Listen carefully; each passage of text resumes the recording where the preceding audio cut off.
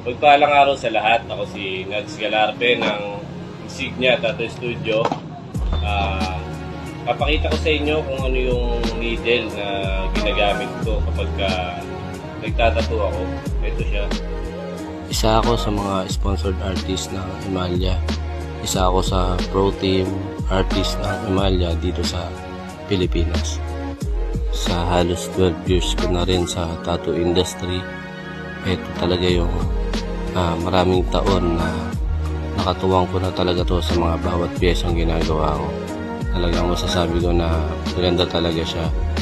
Mula sa maninipis na linya, sa mga power line, sa color packing, yan, mga pang shading, maganda talaga siya.